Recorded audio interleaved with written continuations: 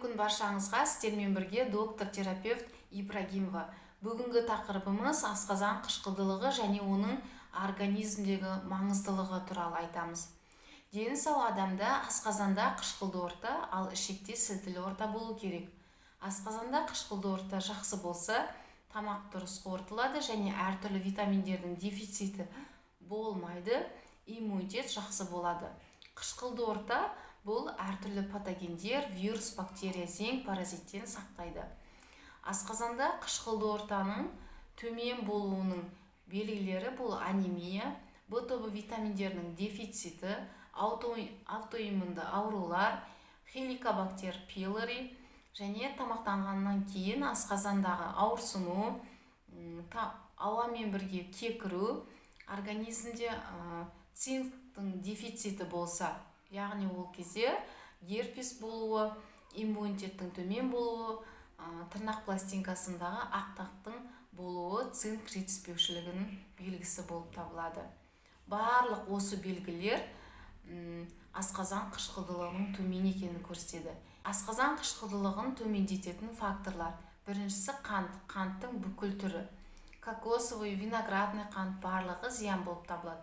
Екіншісі стресс жағдай. Үшіншісі аутоиммунды аурулар.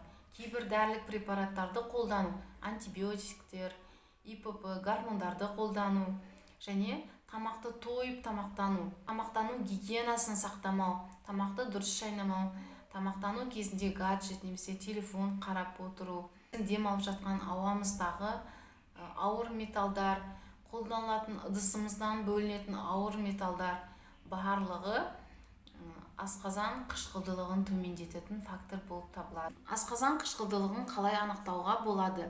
Бірінші, үй жағдайында бұл әдіс 100% информативті емес, бірақ қазіргі превентивті дәрігерлер арасында кеңінен қолданылады. Ол үшін таңертең аш қарынға 1 стакан жылы суға жарты шай қасық ас содасын араластырып ішесіз. Оны ішкеннен кейін 10 минутқа дейін тамақ жеуге немесе су ішуге болмайды.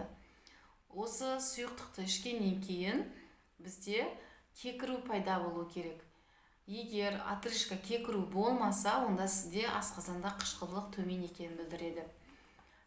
Немесе дәріханаларда сатылатын бетаинмен бірге тест жасап көруге болады.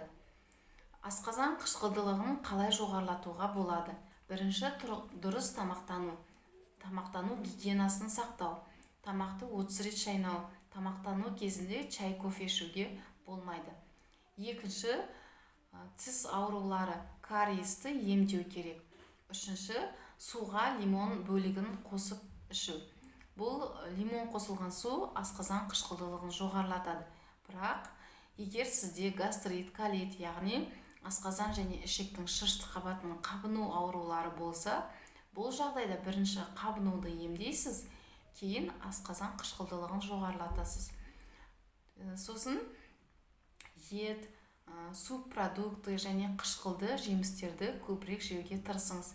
Әрине сізде оларды жегеннен кейін зиянды әсерлері болмау керек. Және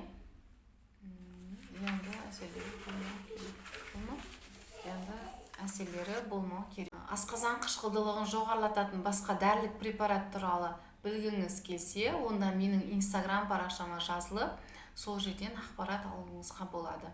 Видеоны соңына дейін қарағаныңыз үшін рахмет. Егер сізде осындай белгілер болатын болса, комментарияға плюс белгісін қойсаңыз болады.